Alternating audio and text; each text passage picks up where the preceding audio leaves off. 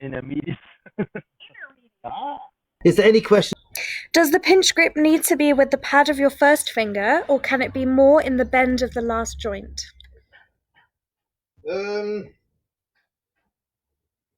I think that is more a question of control. The further it goes down the further your hand goes down, the more solidified the grip will be in point of using it, and you end up more like a hammer grip quite often. Because now pinch grip, but I've got no more movement here because I'm right in the V. If that's what it's on about. If you hold it there, it will feel. Do you want to come closer? Take your gloves off so they can see. If you hold it on your finger there, it will be feeling a bit more insecure to start off with, but it gives you a lot more range of movement. So if you start off down there, it's fine, but then you end up having a very solid hold again, which is very similar to the hammer grip. It's just a tiny bit of a difference. The further out you go, the more agility you will have, and the better you can do certain shots, and you can actually react to your opponent. Okay, so yes, I would certainly say it's best to hold it on the second joint and the thumb, or the second joint of the thumb, even if you want to do that. But if you want to start off having it right in your V of your thumb and your index, it's fine as well. I mean, that's a good start and a good progression. As you get better, it goes further. If you lose your weapon at any point while you're using this or practice it, it's normal. It just gives you're actually getting more control of your weapon. Now then, if you get tired with the stance, you can start to ease it off a bit and start doing it. You can then move your shoulders. Once you do your stance, you have two options. Unlock your hip, which gives you more mobility, but that usually means that your rear foot is at a 45-degree angle. However, if you have your defensive foot forward and you've got a shield, your sword length won't be the same than your shield length. If you do straighten up your rear foot, both arms have the same length. Can you see that? My hip is now the degrees to the opponent. I've got arms, so I've got equal length or measure of both weapons, shield and sword. If I lock that one up, you see that's about as far as I can go. Like all the chances they're drawn to fight in false distance give people the idea that they're safe and then do the extra 6 inches at the end. Or you just can keep that because that gives you a bit more of a stable ground if you're not used to the full loose position where you have your hips locked towards the front. So we can now try a couple of cuts. And also starting off with an unlocked hip at the moment, open hip, cut. See what my rear foot does now. It swivels to lock the hip in place. Okay. And that at the same time gives me now equal length at the time of the hit. If I do put backwards, forwards, you can now cut and come back, cut and come back. That foot stays pointed towards the opponent, sorry. Yeah. You now have a range from back here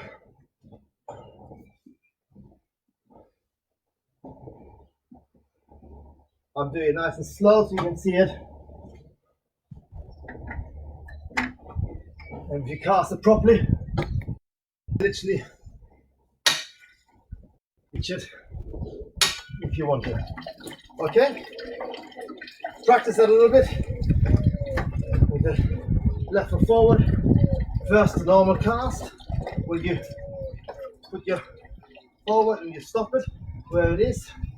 Then you put it through in a nice motion, and then with a nice step in at the same time. And then you can straighten your body and go back. Come in, straighten your body and go back. That gives an extreme range, and you can quite often outrange the opponent who's just waiting for it, and they quite often have their shields in good old Viking style and offer the legs to be a beautiful target, which of course is safe. What I should point out as well, people want to know or ought to know about theoretical point, and that is the true and false time. There's a easiest explanation would be if you find something in true time, which in the bike, the reactive sensing, we try to avoid it as much as we can, is you start with the smallest, end up with the biggest. So start with the smallest muscle, slowest part, in order to accelerate a weapon, and you end up with the biggest muscle of the slowest part of your body to give the weight behind it. So a true time attack in a step with the shield, for example, would be starting in the back here, my little finger, hand, wrist, arm, or forearm, upper arm. Then it comes to upper body, and if it comes to the body for the rest, I mean the lower part. So a true time attack would be nice and solid, no effort to me, but more pain to others. Do it again. Okay. Right. False time, and that's what we want to do in the bike, and that's what we have to become. We start with the biggest and finish with the smallest. So you come in, take the stance, shield, everything, and the hand is the last bit. Everything, and lean it on. So you come in, stance, arm, hand. Stance, arm, hand. Okay. That's a rough idea or rough explanation of true and false time, but it's a simple one. You can realize you can, and of course, start to mix things and work with it, but you can see what can go wrong if you go for a true time attack, because your whole body is behind it. You will not feel the force you hit the opponent with, because your whole body is just giving it a little bit of an extra oomph, and that's when people start to complain that it was a bit hard or I need a hospital. Okay, so true and false time. Try to practice everything in false time as possible. So you come in, stance, hit. You come in, stance, hit. Right, now we had the normal hitting, you see, which is nice. The casting, again,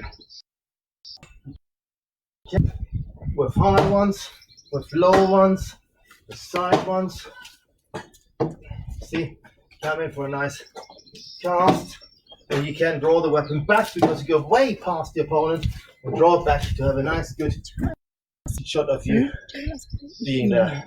Okay, so that's the casting. Now there's one more shot which I haven't gone into, and that's the acceleration of a blade, for reasons I admit. Acceleration of a blade is you need to know the balance and the pivot points of your weapon.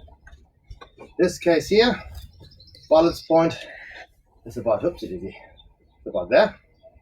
Get right, there we go. That's my balance point, so quite far forward. It's about 6 fingers, 5-6 fingers. Okay, and the pivot point you can determine, it's the point where the blade can pivot around. If you do that, you hold it by the pommel, do that, and you see where the blade doesn't move. That's the pivot point, very important. The higher the balance is, like on this one, the pivot point gets a lot higher to it. So it becomes a lot more difficult to accelerate the blade. In a point it's better for reenactment fencing because you can stop and arrest the blade quite quickly. But for a reason we authentically weight a blade, the pivot point is very important for accelerating the blade. So, and what you do is you start off with a nice shot, and you do not go in an arc. You try to keep that as direct as possible in a line. The pivot is where the weight goes across, accelerates around. So what you do is you pull your weapon with your handle down, and while you pull your handle down, you ideally pinch grip or elongated grip if you want to, down to the hammer grip, because you need to pretend like you go canoeing. Yeah, you put it in the ground, and if you do that, you see it's already, the weapon automatically slips forward if you just do that a little bit. Yeah, you don't need much force, and that's the whole point. So accelerating a blade is a really easy point, and then once you've got the direction or the point you want to go, use what they call that fly. So you literally, acceleration is fine, let fly. Acceleration is fine, yeah. You can go through it, you can cut it this way, or you can arrest it anytime you want to and go in. Now the problem is with an acceleration of the blade, if you don't control it fully, it can be quite painful. So if you come in, and that's no effort from me whatsoever, it's literally just a little hit and a small acceleration. So I come in from the top, for example, there, you know, it's literally just, if the blade does it by itself, I don't use any effort. So therefore it's quite dangerous that you could cut the opponent coming in for the accelerated blade for that, for example, because it won't stop unless you know what's happening and you can arrest it in place. Because as soon as you feel it weightless, that's when it becomes dangerous. Okay? So it's another shot to practice and to learn, be aware of, and then put it out of the repertoire when you do fencing on a field, because with that particular shot you can be, unless you have mastered it, you can be quite dangerous. Okay? If you don't know about it, people accidentally do it, and that's when it becomes even worse. So you've got this shot, which is beautiful for all sorts of big reenactment fencing.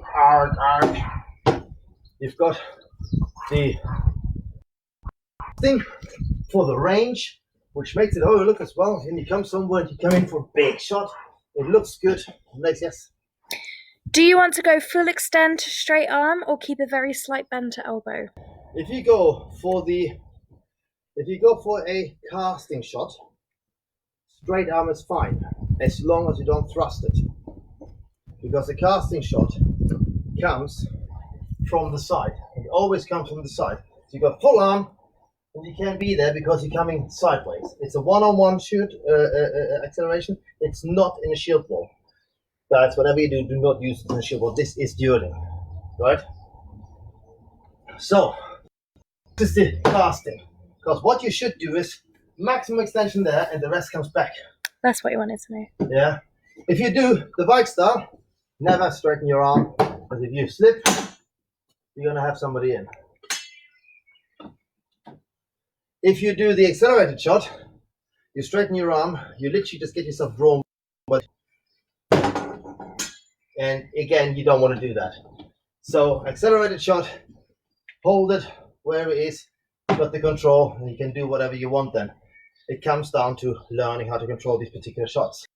The accelerated shot, you can be really quickly in, and then use your two-time attack. You stop before, and you then come in. Two-time attack, we learned at the beginning today. Stop, do that. But if you want to learn the accelerated shot, just do it.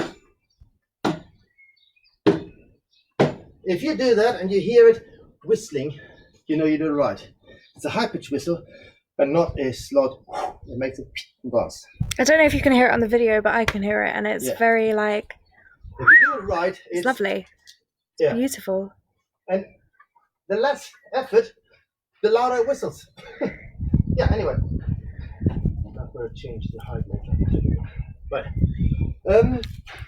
Severin says, haha, wow, that hits with a real wallop. Yeah, well, that's the problem. Given the fact that I haven't put any effort into it,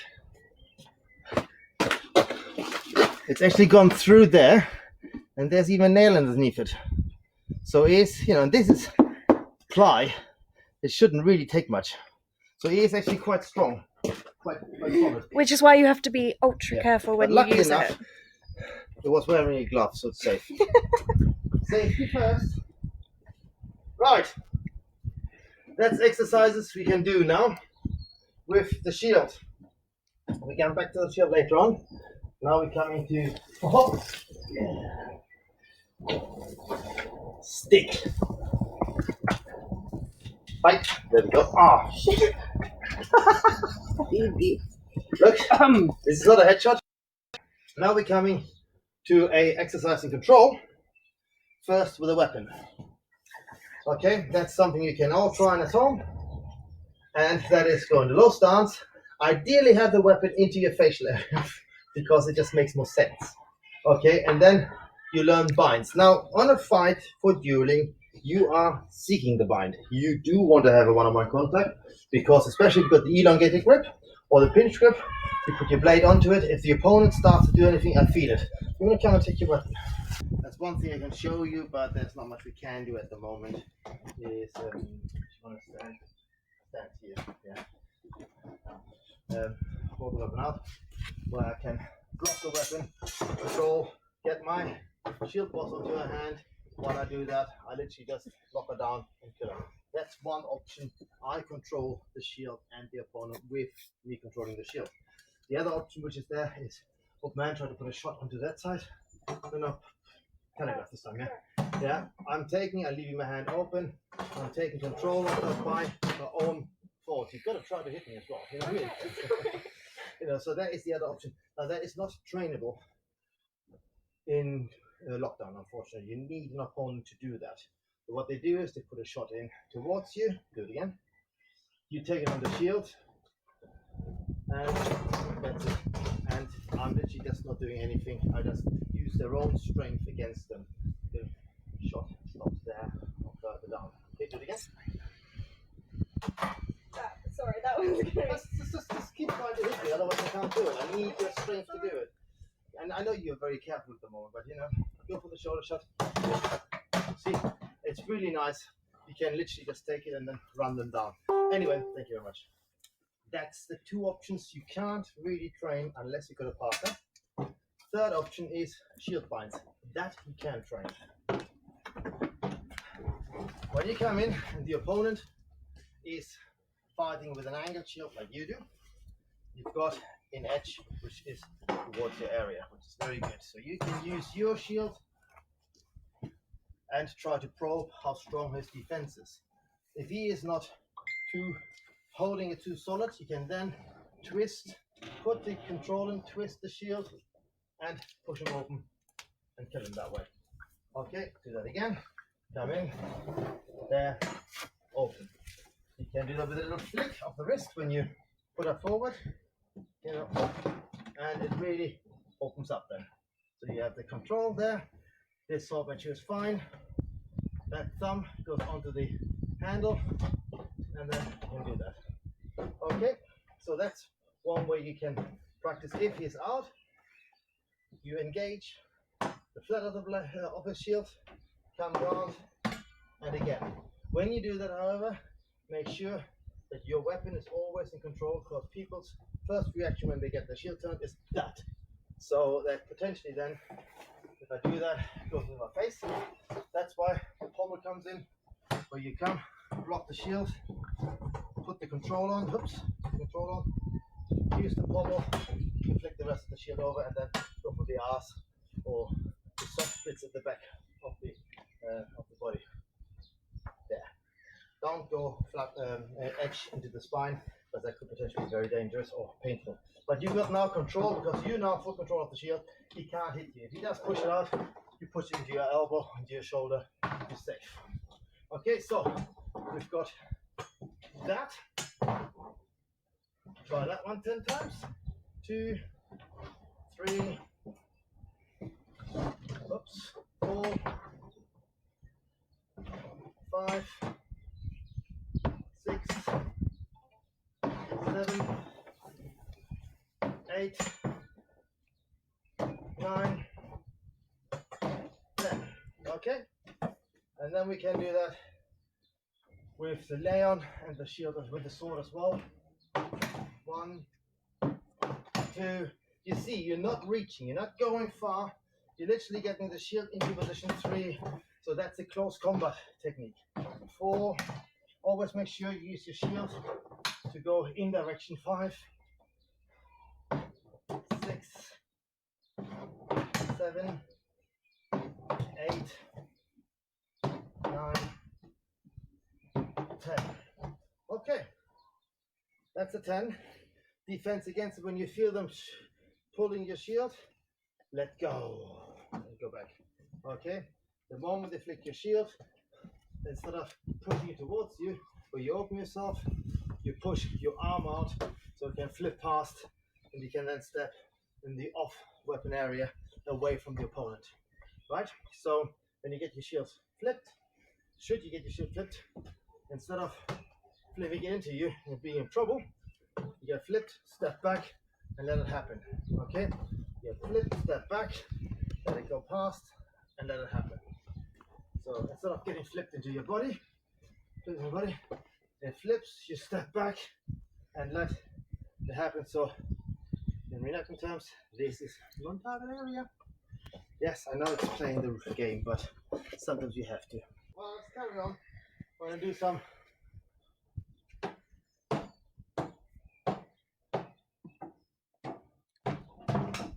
if that doesn't work,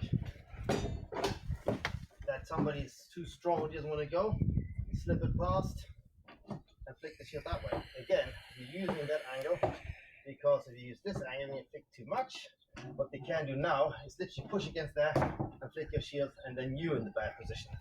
Okay? So when you feel that they can't push, just a tiny adjustment, around, flick, and you can then go between the two shields if you're lucky, or when you flick it, go all out. Don't forget this weapon arm though, if it's a right-hander, so you're starting to fight, trying to go, doesn't do anything, flick and hit. Okay, but if you flick it like this, you now have usually the body fully open. Okay, we can do that. 1, 2, 3, 4, 5, 6, 7,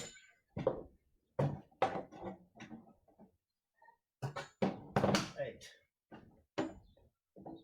9, 10. Okay. The idea behind the shield binds is originally to get a viewer bind. You got him there, you can cut him, and then you can stab him. If you do, coming for an upper shot, you can do that. Now instead of pushing it forward, as you should do, you push it down, and then you cut under. Okay? Now from the stance, going from this stance here, nice and low stance, where you push it in, to a nice elongated the dueling stance, where you put your front leg back, your ass comes out, and your body comes down, so you can do a nice cut underneath it. Booty! Okay, what? Your booty. Oh. You said your ass comes out. Yes. Okay, so do that again. You fight. Nice control. Can't go all the way. Flick. Push the shield down. Push it down. And while you push it down, cut underneath it.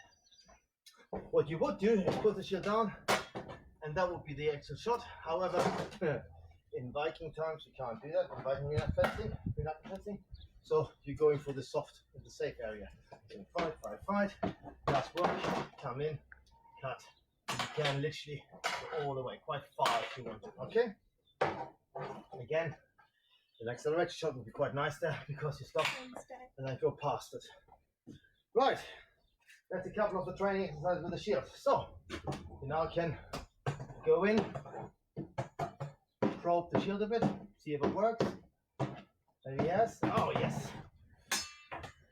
Probe the shield. Bit tight. Yeah. Probe the shield. Oh, it doesn't work. It doesn't work. That does work. Okay. So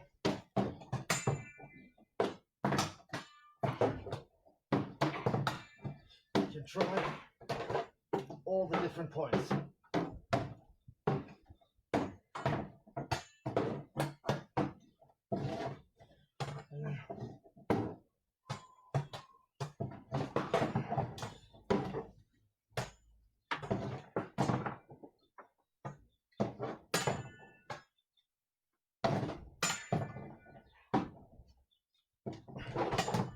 Right, do that a bit until your arm falls off. Ooh. Right. The same thing you can do with an axe and shield. You can fight with an axe and shield.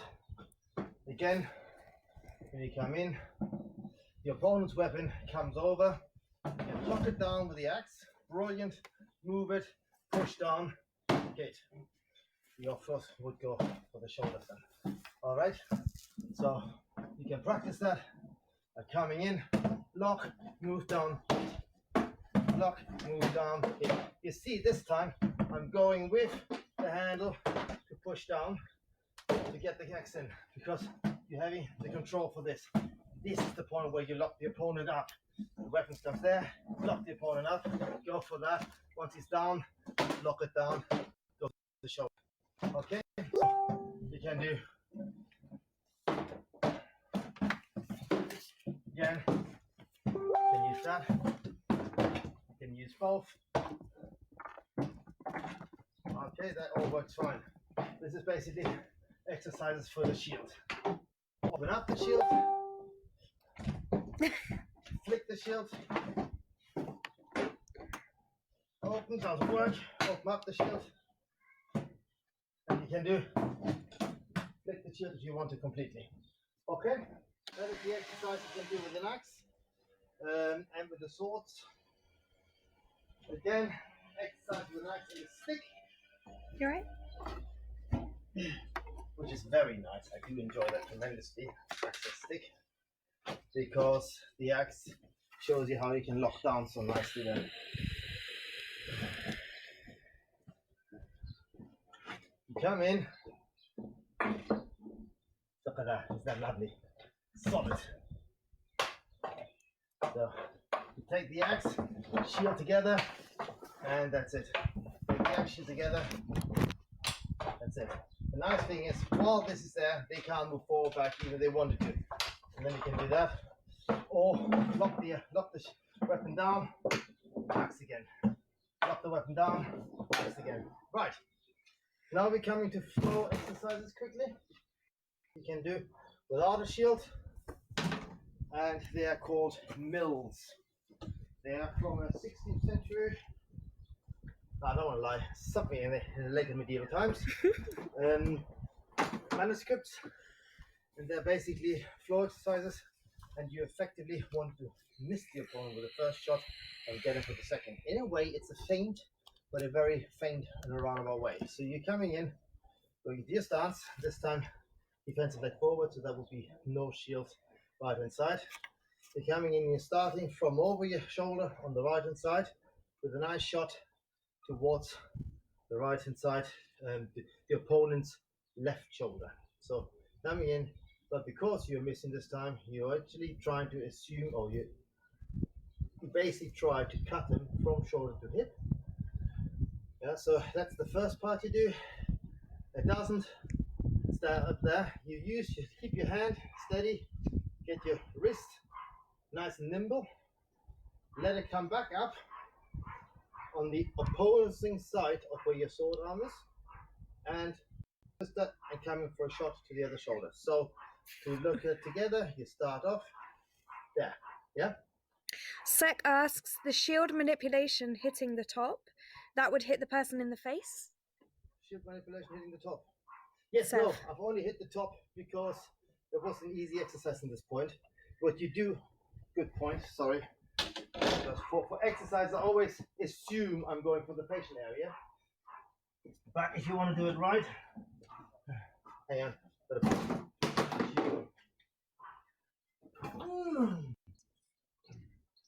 Good point, good point. It was Mum's, but you can have it. Annoying point, I should have thought about that. I've got more. Okay. He also says that hitting from the bottom is much nicer. That's what I'm trying to make people aware of. The problem is, when you come in and you have it there, or you lock them down, and then you're going for shoulder or shoulder. That's the point. Now, the generic thing is, if you come in for manipulation, what you're supposed to do in the martial art is you go for a straight thrust in the facial area. So that's the area which is available to you. Down here, there wouldn't be anything.